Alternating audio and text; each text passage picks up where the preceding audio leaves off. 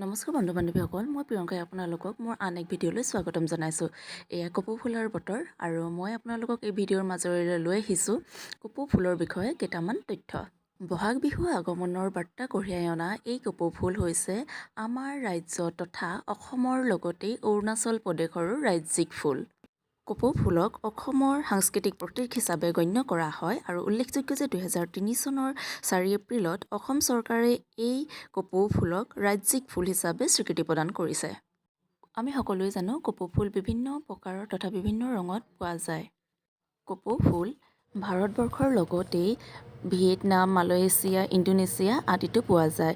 ই হ'ল ভাৰতীয় অৰ্কিডৰ এক সাধাৰণ প্ৰজাতি।